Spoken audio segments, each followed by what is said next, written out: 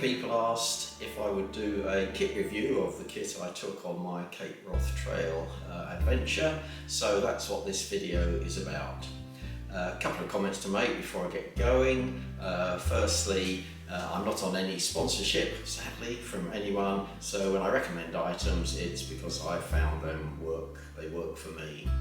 And the second thing to say is this is the kit that I use, that I've evolved over the years and things I like, but you must decide if it's right for you. It depends on your experience, where you're going, what time of the year, what sort of comfort level you like, how much weight you want to carry. All those things must be put into the equation. So let's get going. If you have any comments or questions, please post them. I'm happy to reply and learn from other people. This is me fully loaded, just to show you what it looks like at the start of a walk. I'll just rotate around so you can see the pack.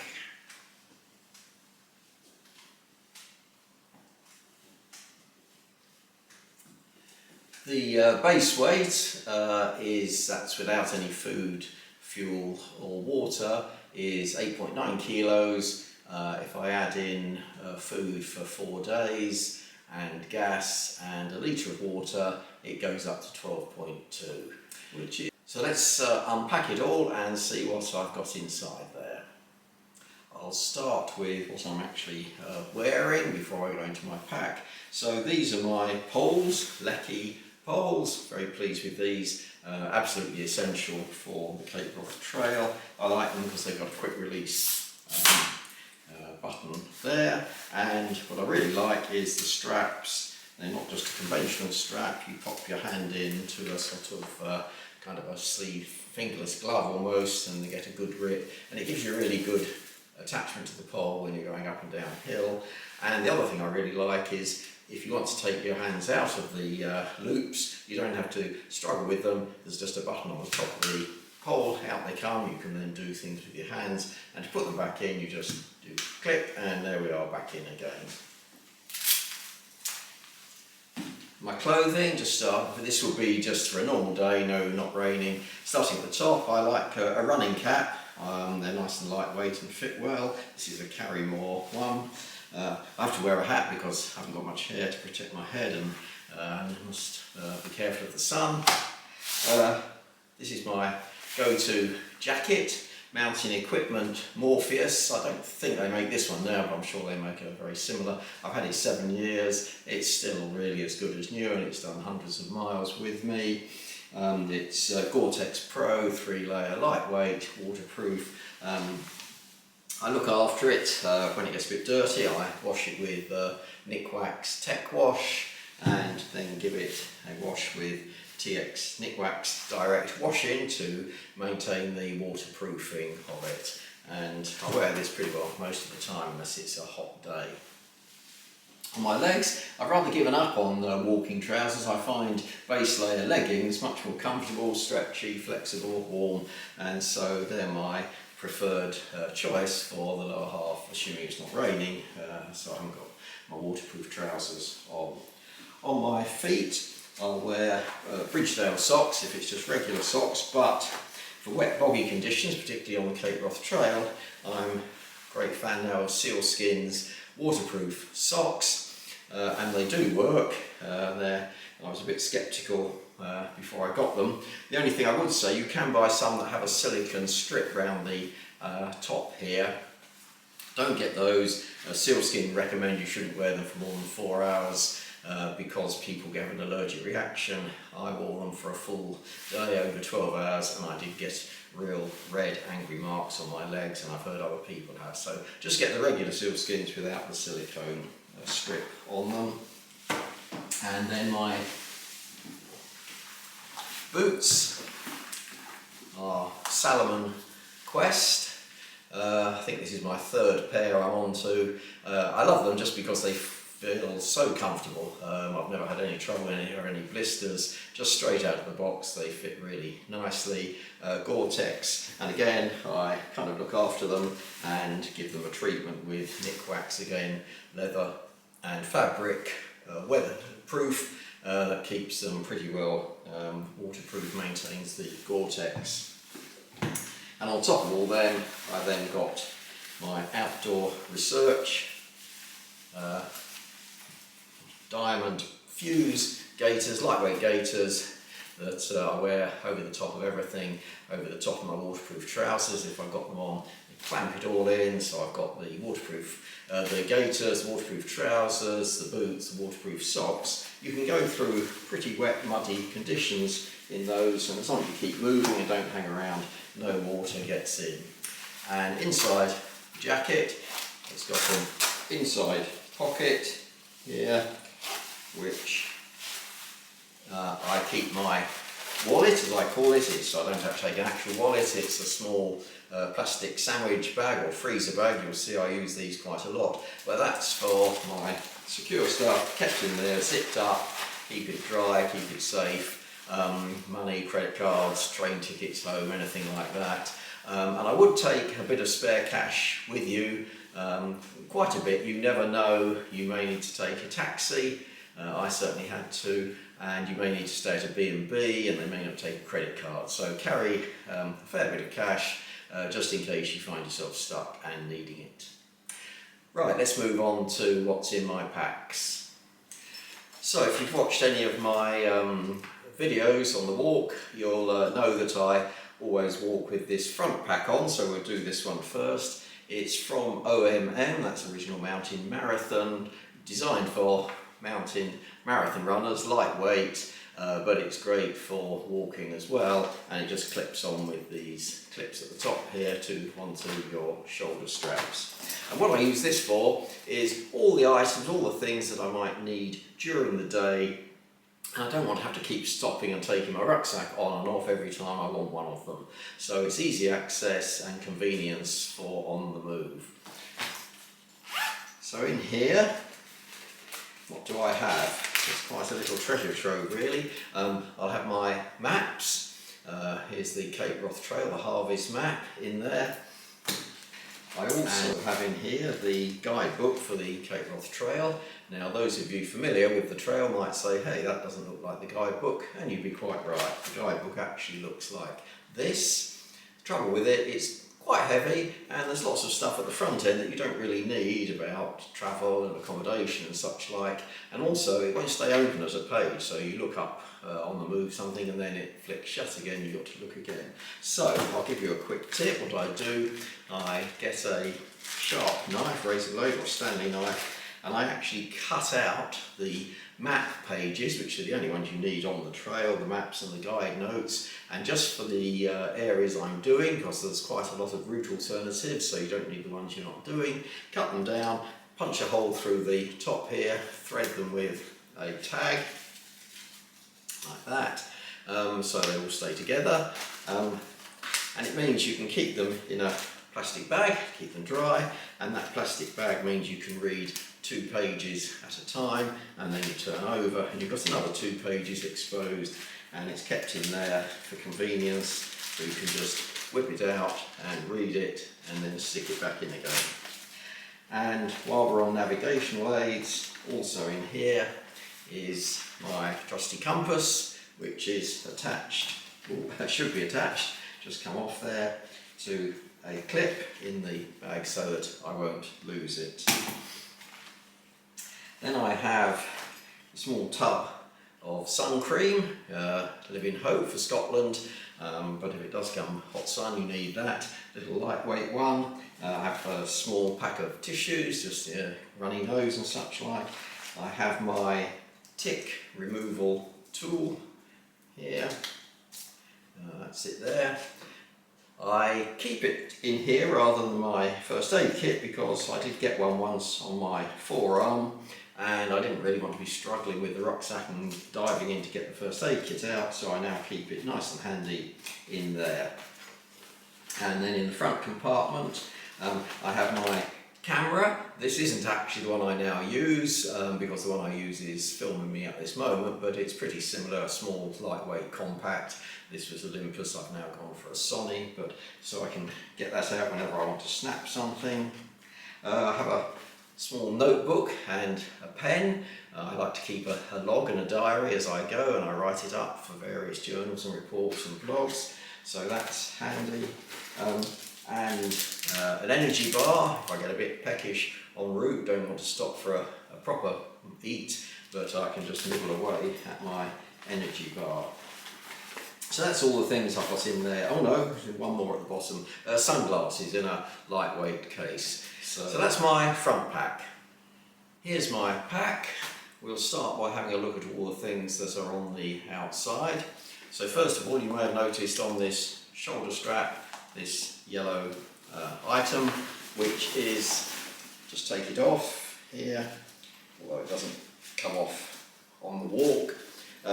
It's a PLB, personal locator beacon, which is satellite sort of linked, so it doesn't rely on the mobile phone, and it's for serious and imminent emergencies only.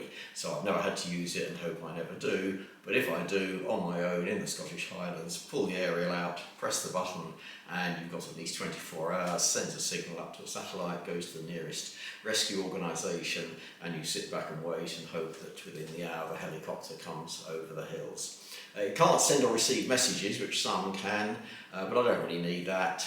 Text messages, but I don't really need that. I just want it if there's a real emergency, and it doesn't have an annual fee, whereas the ones that can send and receive text messages, I think most of them, in fact all of them, have an annual fee. Then in the pack at the back here, the pocket at the back here, I've got my tent. I could get it inside if I packed my pack a bit more carefully and made it to its full capacity, but I don't really want to do that. It's much more convenient having it on the outside. It's not going to go anywhere, it's well strapped in, it's right to the base of this big pocket here. And of course, when you stop for the evening, the first thing you need is your tent. So it means I can get it out without having to open up the pack at all. If it's raining, that's pretty good. I keep the poles separate from the tent, and also down the bottom here, the tent pegs. And I put it into the pocket, that way up, upside down, so that if there is rain, it's not going to go in the top of the tent there. It can be a bit sheltered there. It's a big Agnes Tiger Wall 2. It's 2-person, 2 doors, 2 vestibules, good headroom inside, and the great thing is we're all up, it's only 1.3 kilos, and that includes the optional footprint. You don't have to have that, so you could get the weight down even further. And in the side pockets, this one here first of all, I've got my trusty trowel for when I need to dig a hole for toileting. I've got my water shoes here for when I have to go wading through deeper water. If it's just below knee level, as I said, I may well just stride through quickly with my waterproof socks and boots, but if it's deeper than that and I'm going to have to go very carefully and gingerly and take a minute or two crossing, I'll put these on rather than get my boots absolutely sodden wet. And then I've got my water filter, Catadin Be-Free. I'll just say a little bit more about that because that's a fairly recent purchase. I used to have the Sawyer Mini, which many of you will probably be familiar with. Problem with that, a couple of problems. One, its flow rate is very slow, and then the bag which comes with it, which is this one, you can see the sides sort of stick together, and so you put it into the water to try and get the water to go in there, and it barely fills. So I got around that problem by replacing it with a C-Knock, I think it's pronounced, which I think quite a lot of people have done. That's where I learnt about it. Much bigger and big wide opening at the top here, so there's no problem filling that with water. Goes in and then it attaches to the filter. It doesn't get around the problem that the flow rate is still very slow, and you filter into a bottle there. And after a few days, if the water's at all grubby, it gets even slower, so you have to carry a syringe for back flushing when you fill this with water and then give it a little thump through.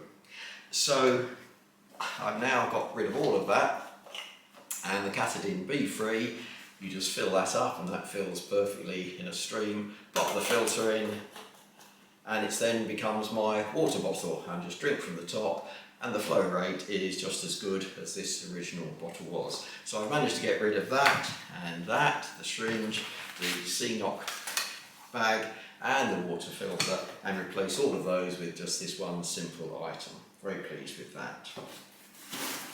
And around the other side, the other pocket over here, I've got my sit mat.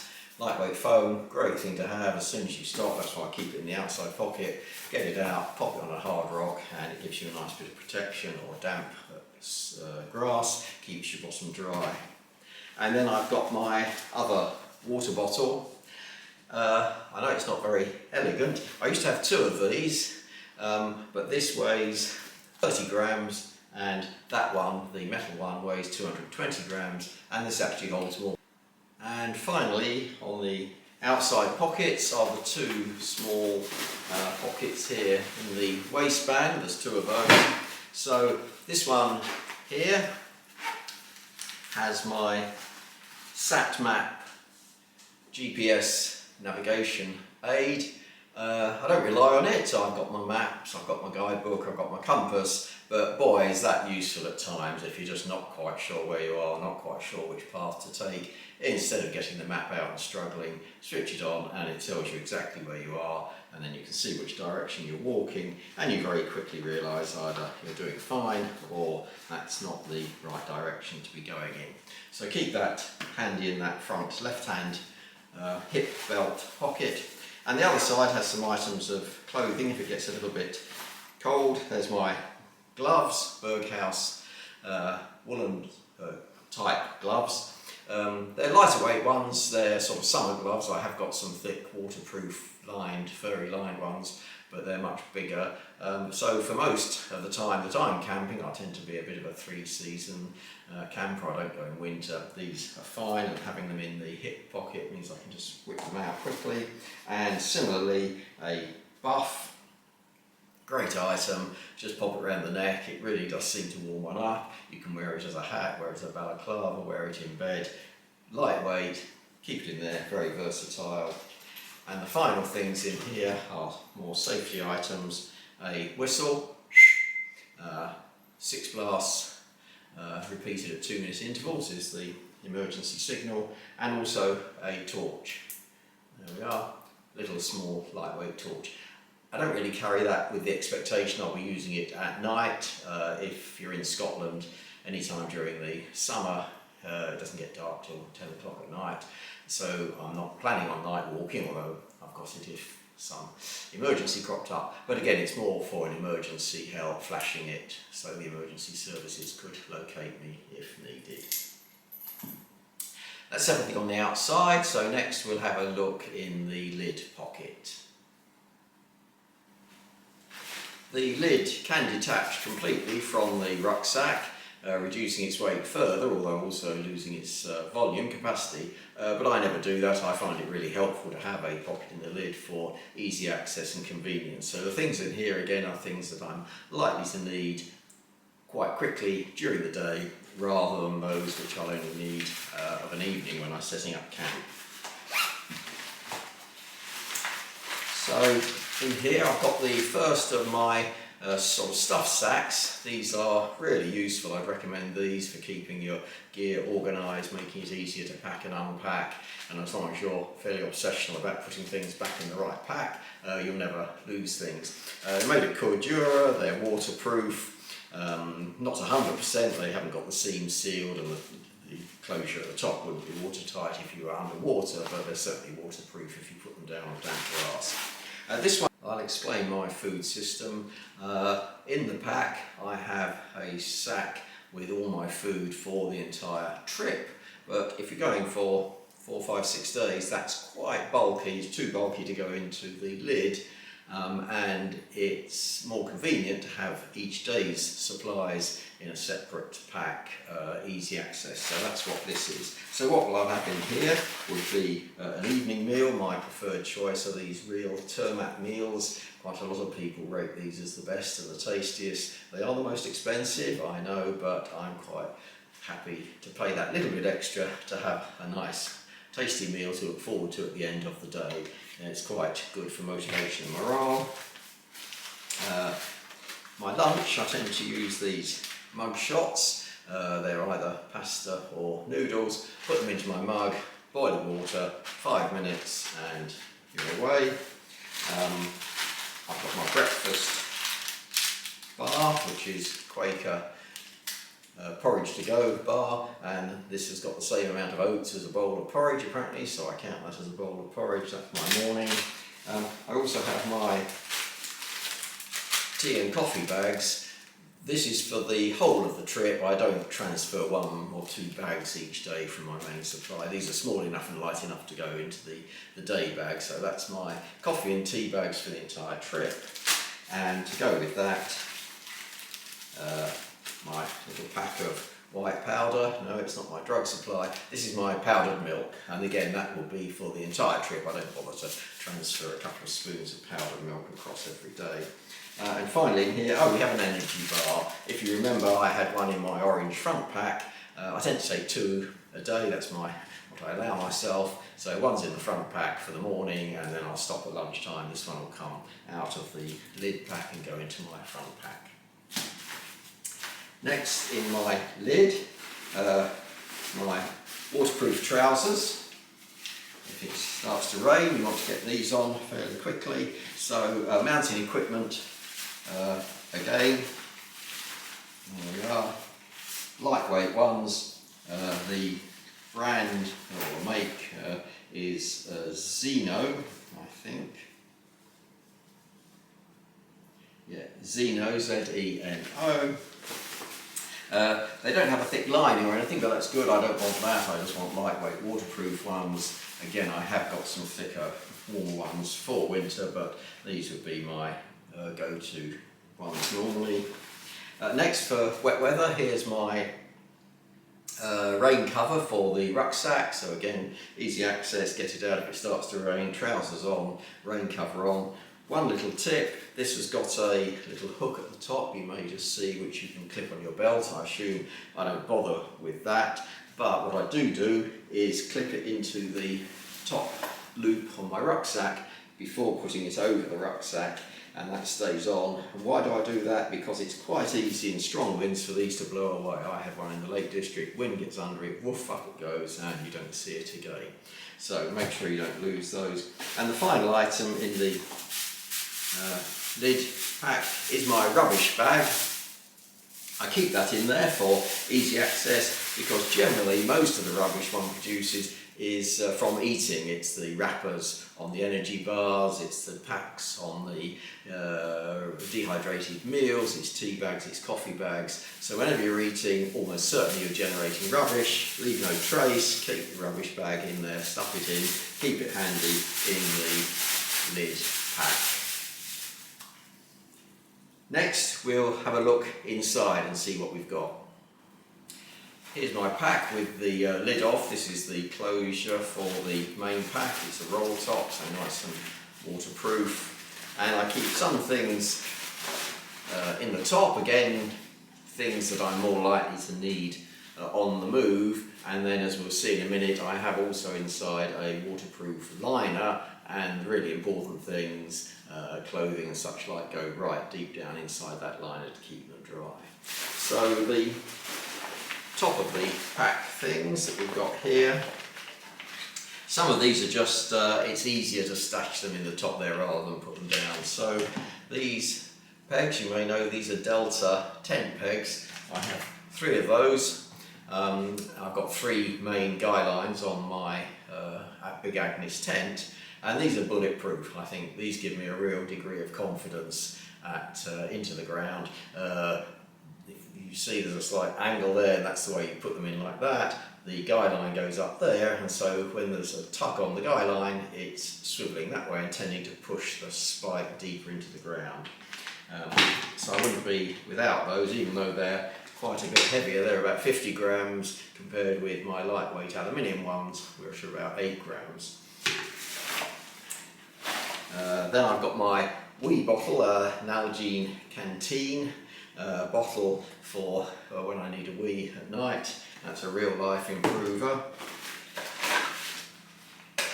Then this is the second of my stuff sacks. This is my cooking gear.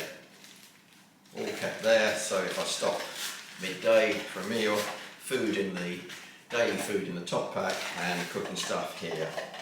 So, plastic mug, and we have a long handled spoon, long handled so you can get to the bottom of the dehydrated packs. And that's the only crockery cutlery I take, a mug and a spoon, nothing else needed. The evening meals I eat out of the dehydrated packs, the mug shots go in there, tea and coffee goes in there, breakfast is a porridge bar. This is my little stove, probably familiar with these, very lightweight little one that opens out there, and that's the lighter.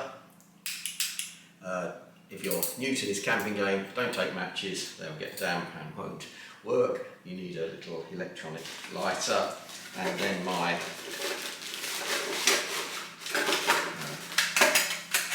pot.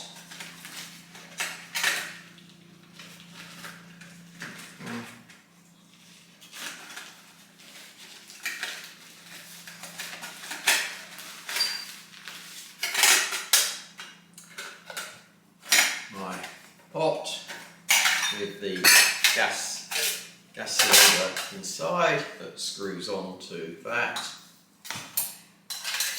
A titanium lightweight pot and lid from MSR, and a windshield to go round because outdoors, wind blowing, that's pretty well essential. And the final item, another really little useful one, I found this three-legged sort of tripod type affair, and that clips onto any of these small gas canisters, there we go, and keeps it a lot more stable. Without that, on earth or grass, and you've got your cooking cooker on top and then your pot of boiling water, it's pretty unstable and a little bit dangerous. Put these legs on and it becomes a lot safer, a lot better. And it weighs, again, almost nothing, very lightweight and compact. So, good little buy. The final item in the upper half of the rucksack is my insulated jacket. It's a Patagonia jacket, and I'll just put it on to show it to you. This is one of my favourite things to wear. It just feels really nice, well made. It's very lightweight, it's Prima Loft. It's synthetic. I didn't want down because the jackets can get wet. Indeed, if it is raining and I'm cold, I'll often just put this on top of my waterproof. Synthetics maintain about 80% of their insulating properties even when wet, and so you don't have to take your waterproof jacket off and get wetter and colder inside. Keep that on, put this on over the top, and it dries out pretty quickly once the rain stops. Got a nice hood that goes up there. And it's sort of light enough and comfortable enough. If it's a cold, chilly night, I'll wear this in bed as well. Delving down deeper into the rucksack, I now reach my waterproof liner, Osprey liner. It's another one with a roll top here. So everything in here I'm very confident will stay dry, even if the rucksack is completely submerged underwater. Let's have a look what we've got inside here. Another one of my stuff sacks. And this one is spare clothing, assuming I'm not wearing it. If it was at all chilly, quite a few of these items I might be wearing as well. So, first out, the fleece. Nice, comfy Montagne fleece. So I have quite a good layering system. I've got my sort of base layer t-shirt, a fleece, my Patagonia quilted insulated jacket, and then my mountain equipment waterproof jacket over the top. So I can mix and match those layers quite comfortably. What else do we have in here? Oh, then I have some more warm clothing. This is a Montagne gilet, another very comfortable, cosy item. This one is down, so I have to keep this dry, so this, if I was wearing it, would be definitely under my waterproof jacket. Next in the spare clothing bag, one spare pair of pants, one spare pair of socks, Bridgedale, and one spare t-shirt, base layer t-shirt on the top there. That's it for the clothing. I just rotate them if I get a chance, rinse them through in a lock or something. And the final item is a lightweight, long-sleeved silk top, and this is my nighttime wear, and it's kept in there, so however wet and damp I may get during the day walking, I know I've always got something that's warm and dry in the bottom of my sack here that I can put on. Next is another one of my stuff sacks. This is one of my favourites in a way. This I call my miscellaneous bag. It's everything else that doesn't belong in any of the other bags. So it's a mishmash of everything, no rhyme or reason to it other than this is where it goes if it's nowhere else. So what have we got in here? There's my camping pillow, a Cedar Summit Aeros pillow. You can see how small and light that is, inflatable, and a tip with this, well with any pillow, come to that, small pillow, to stop it sliding off, I take one of my t-shirts at night, I put it over the top of my mat, and it fits quite snugly and creates sort of a pillowcase effect, and then the inflated pillow can be put inside the t-shirt under the mat, and it stays put. It's not going anywhere for the rest of the night. I've then got some spare batteries. I don't take any power packs with me for recharging. They're too heavy, so I rely on taking some batteries, which are generally lighter, and conserving energy carefully. So I have a spare camera battery, a small little lithium, really weighs very little. And then for my sat map GPS, I have a spare lithium battery kept in there that clips on, charged obviously, but also it can run off regular disposable batteries. It takes 3 AA batteries, and so I'll take this with batteries in it. They're out at the moment for storage, and of course if they run out as well, generally you can buy those fairly easily at any sort of shop if you're passing through a town en route. Then I've got my towel, lightweight camping towel. If it's dry, it's kept in there. If it's wet, if I've used it for drying off or anything, then I'll keep it out to let it ventilate and air, but it dries very quickly. Some wet wipes for cleanliness, before people complain how horrible wet wipes are polluting the oceans with plastic. Nowadays, these ones, the ones I use anyway, are 100% vegetable based and they're biodegradable, so there's not a drop of plastic in them, so I'm not in any way contaminating the environment with these. And I use them instead of toilet paper. A toilet roll is really pretty inconvenient, it's bulky, it gets damp, it blows away in the wind, so I prefer wet wipes and also for general cleanliness. A little lightweight alarm clock. I take that because the alarm on my watch isn't loud enough to wake me, and if I want to get an early start, which is often a good plan, I found I was sleeping through till perhaps 8 o'clock, and by the time I was up and away it was sort of 9 or 9:30, and I'd much rather be on my way at 7:30. Some hand gel for antibacterial hand gel for cleanliness. A survival bag, so that's an emergency wear gear there if I was in some sense stuck and exposed and couldn't get to my tent, I could climb into a survival bag.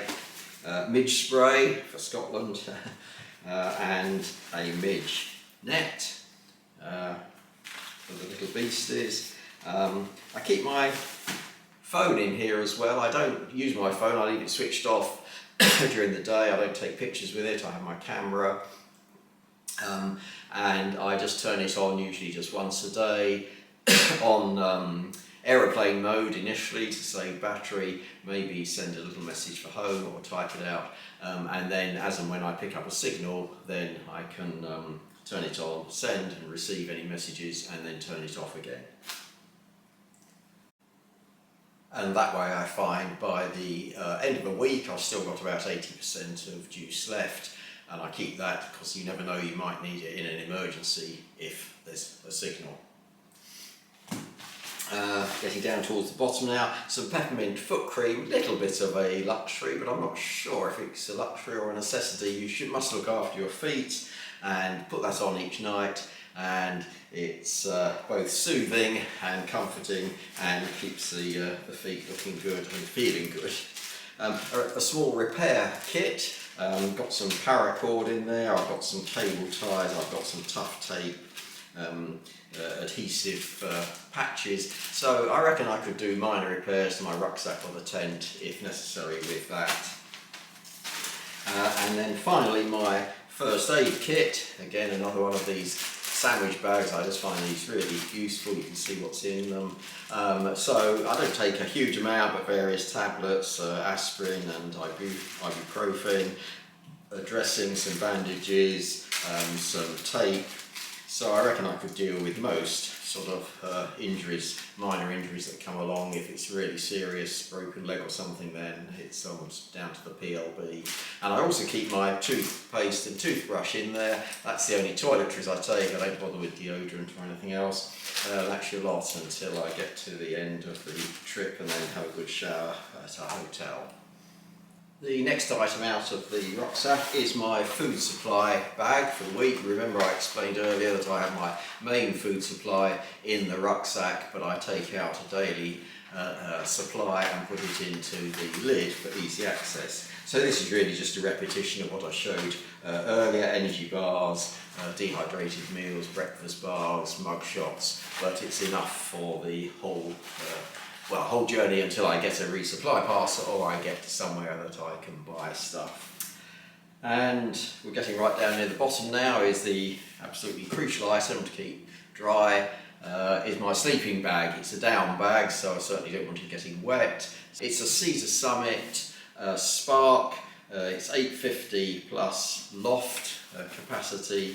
Very lightweight. It only weighs 570 grams and it's rated down to -2 degrees. And finally my sleeping mat, which is a Thermarest Neo Air Uberlight. Just to show you how things have evolved, or is a Thermarest self-inflating mat that weighs in at 985 grams, so almost a kilo. So then I treated myself to a new Thermarest ProLite self-inflating mat, which comes in at 575 grams. Now my Thermarest Neo Air Uberlight, which is an inflatable as opposed to self-inflating, comes in at 261 grams, so half the weight and a quarter the size now.